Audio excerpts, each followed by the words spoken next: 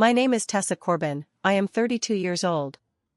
If you have ever sat in the quiet of your own car after a family conversation and realized the people who raised you were the ones rewriting the rules against you, drop support in the comments so I know I am not telling this alone. I used to believe loyalty was something you could measure by how often someone checked on you. I lived in a hillside community outside Albuquerque, New Mexico, in a small place I had paid for myself after years of careful saving. My work as a landscape architect kept me outside most days, sketching native plants and dry riverbeds for clients who wanted their yards to feel like they belonged to the desert instead of fighting it. I liked the quiet of that work. I liked knowing exactly what I was building. That quiet ended the afternoon my older brother called me while I was still at a job site on the north side of town. His voice carried that soft, careful tone he had practiced for years, the one that always made me lower my own voice in return. He said he had been thinking about me a lot lately. He said the family was worried I was stretching myself too thin, taking on more projects than one person should handle. He told me he only wanted to help, that he had already spoken with my father and they both agreed it would be healthier if I slowed down and let them take some of the pressure off my shoulders. I stood there with dirt still under my fingernails and felt the first small crack form. I thanked him. I told him I was fine. He made a sound that was almost a laugh and said he knew I would say that. He said independent women always said that right up until everything fell apart. Then he asked if I could stop by the house that weekend so we could talk properly, just the three of us. I said yes because saying no to my older brother had never felt like an option that kept the peace. The next morning at the office my coworker Ava Brennan noticed I was quieter than usual. She asked if everything was all right at home. I told her it was nothing, just family checking in. She looked at me for a long second and then went back to her drawings, but the question stayed with me longer than it should have. That evening I drove the winding road up the hillside and parked outside the house I had grown up in. My mother opened the door with a tight smile and said it was good I had come. My father was already sitting at the kitchen table with a folder in front of him. My older brother stood behind him, one hand resting on the back of the chair like he was guarding something important. They both looked at me with the same expression of careful concern. My older brother spoke first. He said they had been going through some old papers while helping my father organize the garage and had found something that concerned them. He slid the folder across the table. Inside was a copy of a loan agreement I had signed 3 years earlier when I bought my own place. My older brother said the interest rate looked higher than it should have been. He said he and my father had run the numbers and believed the lender had taken advantage of me because I was young and eager. He said they only wanted to protect me from further mistakes. I looked at the pages and felt heat rise in my chest. The numbers were exactly what I had agreed to. I had paid every payment on time. I told them that. My father leaned forward and said in a low voice that pride was expensive. He said a daughter who refused help was a daughter who would eventually need more than anyone could give. My older brother nodded as if the words had been rehearsed. He said they were not trying to control me. They were trying to keep the family from having to clean up another mess later. I sat there and listened while the two of them listed every independent choice I had made in the last 5 years and turned each one into evidence of carelessness. The house I bought. The business accounts I kept separate. The weekends I spent on job sites instead of at family dinners. Every fact was true. Every conclusion they drew felt like a quiet knife. When I finally stood up to leave, my older brother followed me to the door. He put a hand on my shoulder and told me he loved me too much to watch me struggle alone. He said if I would just let them handle a few things, life would get easier. I nodded because my throat had closed around any real answer. I drove home with the folder still in my passenger seat. That night I opened it again under the light of my own kitchen table and noticed something I had missed earlier. One of the pages was not part of the original loan file. It was a signed authorization form allowing a third party to request account information. The signature looked like mine, but the date was only 2 weeks old. I had never signed that form. I sat very still and felt the room tilt. The concern my older brother had shown earlier no longer felt soft. It felt practiced. The next day at work, Ava asked again if I was okay.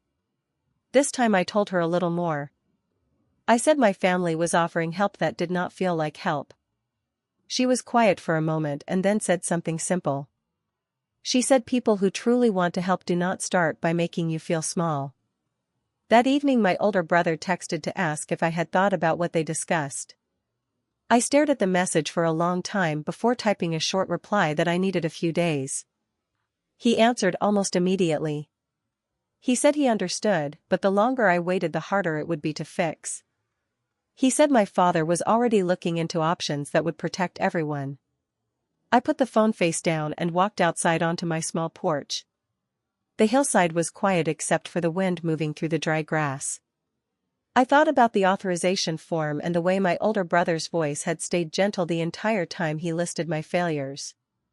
I thought about my father's eyes when he said pride was expensive. Something in me that had always stayed quiet began to ask a different set of questions. 2 days later my older brother showed up unannounced at my office.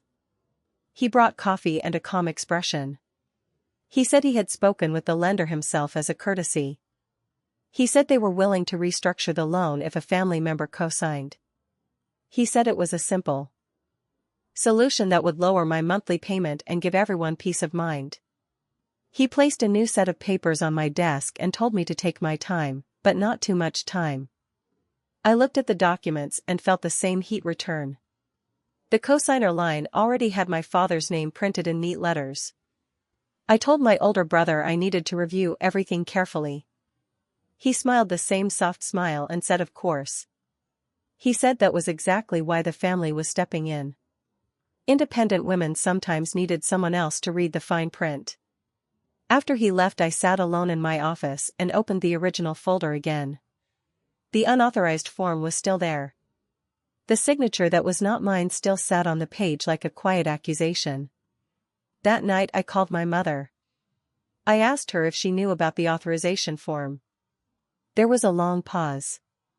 Then she said my older brother and my father were only trying to look out for me.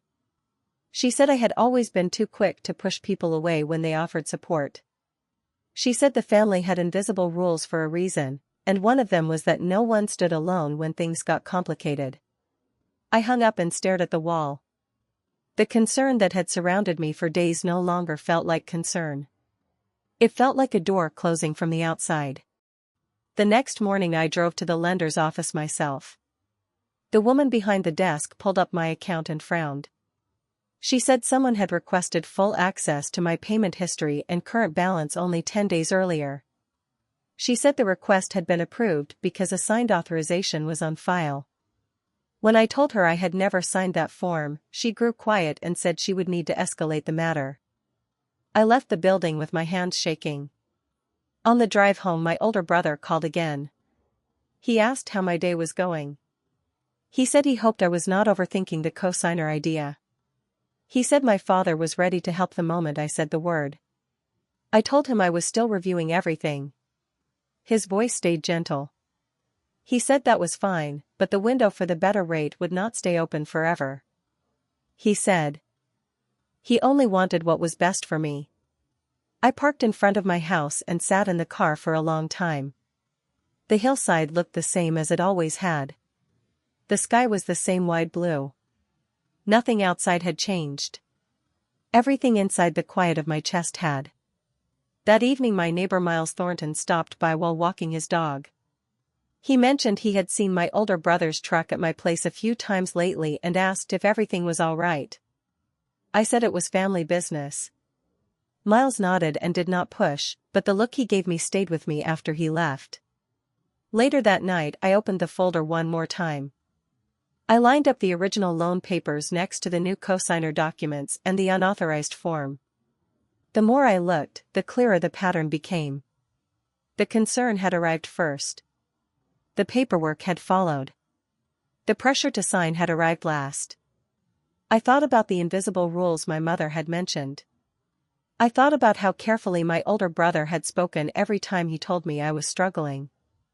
I thought about my father's quiet certainty that pride would cost me. I closed the folder and placed it in the drawer of my desk. Then I sat on the edge of my bed and felt the first real weight of what was happening settle across my shoulders. The people who claimed to be protecting me had already stepped into spaces I had never invited them into. And they were not finished.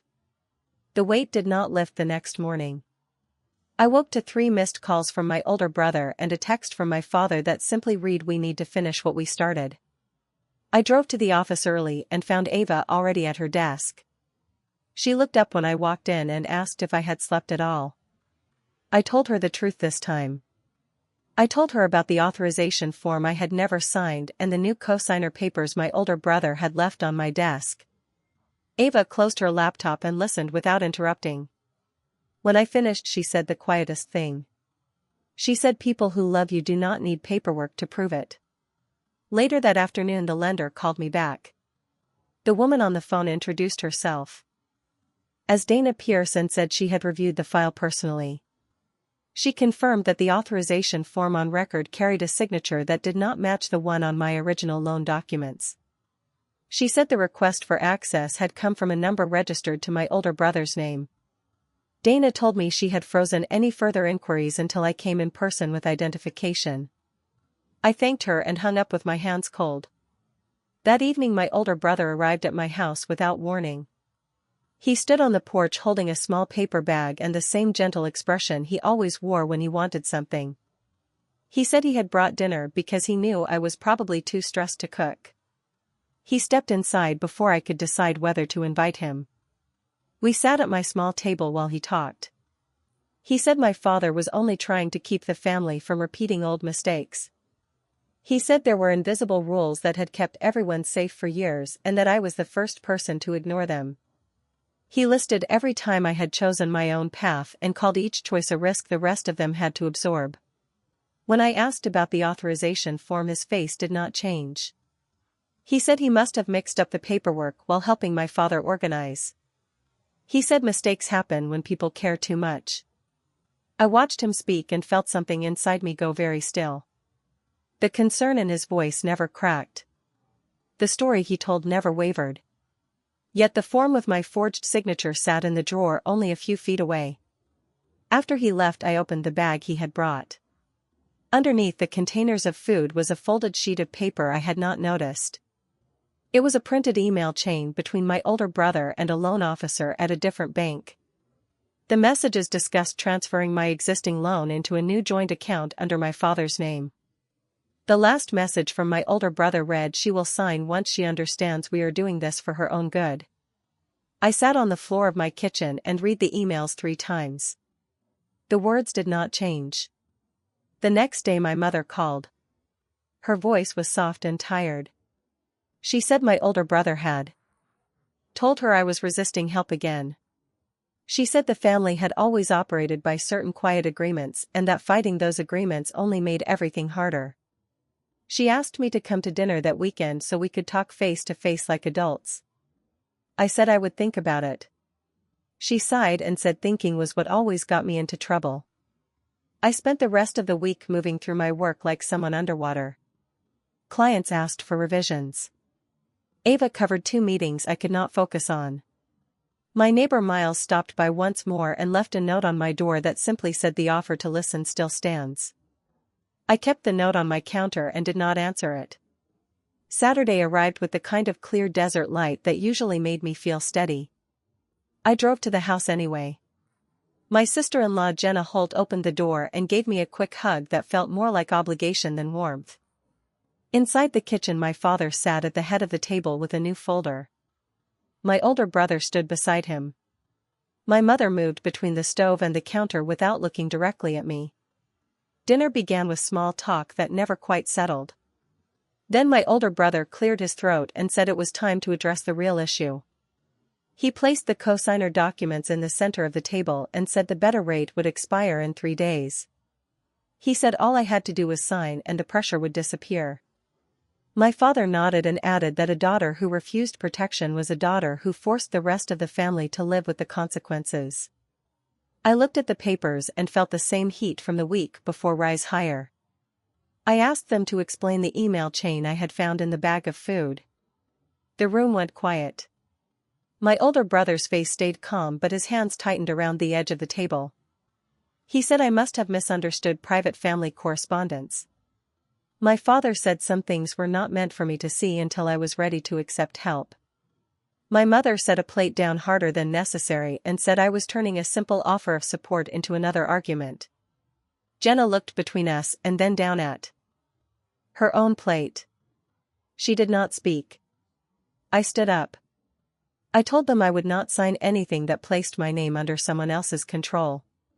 My older brother rose with me and said in the same soft voice that I was making this harder than it needed to be. He said the invisible rules existed so no one had to stand alone, and that my refusal was the very definition of standing alone. My father added that pride had a price and I was the only one who seemed willing to let the family pay it. I left the house with my keys already in my hand. Behind me I heard my mother say something about how I always walked away when things got difficult. The door closed on the rest of the sentence. I drove home through the darkening hills with the windows down. The air smelled like dust and dry sage. When I reached my porch I found another note from Miles. This one said he had seen my older brother's truck leave in a hurry and hoped I was all right. I folded the note and put it with the first one.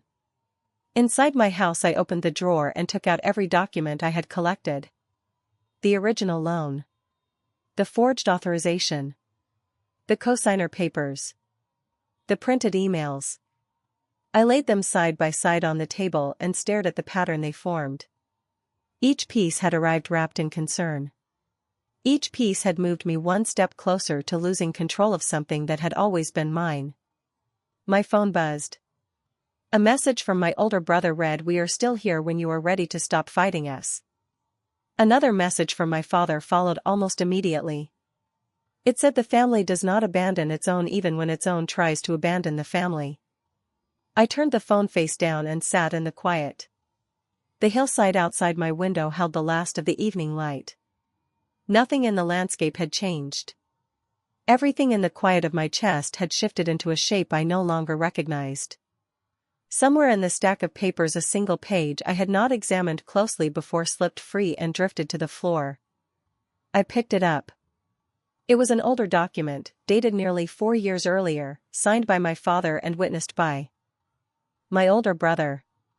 The language was dense but the meaning was clear. It authorized my older brother to act on my father's behalf in any matter concerning family financial decisions that might affect the younger generation. I read the page twice. Then I understood that the concern had never been new. It had only been waiting for the right moment to step into the open. I placed the long-forgotten document on top of the others and felt the last of the old certainty drain away. The people who claimed to be protecting me had written the rules long before I ever knew the game had started. And they were still holding the pen. The long-forgotten document stayed on top of the stack through the night. I read it again at dawn while the hillside outside my window turned the color of old copper. The language was careful and legal and absolute. My father had given my older brother authority years earlier to step into any financial matter that touched the younger generation. My name had never needed to appear for the power to exist. I drove to the lender's office as soon as it opened. Dana Pierce met me at the counter and reviewed every page I placed in front of her. She confirmed the signature on the authorization form did not match my records. She confirmed the email chain discussing a joint transfer had originated from my older brother's account. She said the bank would open a formal review and that no further action could be taken on my loan without my direct written consent. I thanked her and left with a printed statement that the account remained solely in my name. That afternoon my older brother called 6 times. I answered the 7th. His voice carried the same soft concern it always had. He said the family was worried I was isolating myself.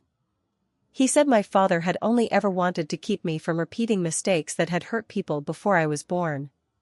He said the invisible rules existed so no one had to carry everything alone. I told him I had seen the document that gave him authority over decisions that should have belonged to me.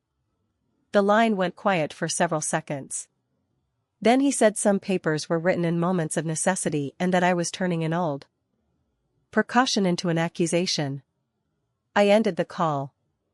2 days later my mother invited me to the house again. She said Jenna would be there and that we could talk without the men for once. I went because some part of me still hoped the conversation might land in a different place. It did not. My mother sat across from me at the kitchen table and said the family had always operated by agreements that kept everyone safe. She said my refusal to sign was the same stubbornness that had made my childhood difficult. Jenna stayed mostly silent, but when she finally spoke she said she had watched my older brother try to help me for years and that turning that help into suspicion was unfair. I listened until the words ran out. Then I stood and said I would not be discussing my finances with any of them again. My mother looked at me with tired eyes and said I was choosing loneliness. I told her loneliness was already sitting in the room with us. On the drive home I stopped at a small overlook where the city spread out below the hillside. My phone buzzed with a message from my older brother. He wrote that the family does not stop loving someone just because that someone stops listening. Another message from my father followed. It said pride has a long memory and that I would remember who tried to protect me when the consequences arrived. I put the phone away without answering. The next week passed in a strange quiet. Ava covered 2 client meetings so I could finish drawings without distraction. Miles left another note on my door that simply said the porch light is on if you need to talk. I did not go over. I kept the notes in a drawer beside the documents and tried to work. Then my older brother appeared at my office one final time. He stood in the doorway with his hands in his pockets and the same careful expression. He said he had come to give me one last chance to let the family handle the loan the way it should have been handled from the beginning. He said the review at the bank was already causing questions that could have been avoided.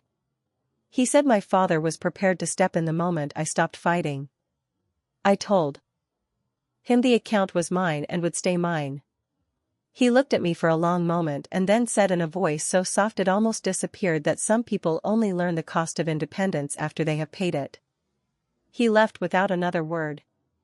That evening I sat on my porch and watched the light leave the hillside. The documents remained in the drawer. The notes from Miles remained beside them.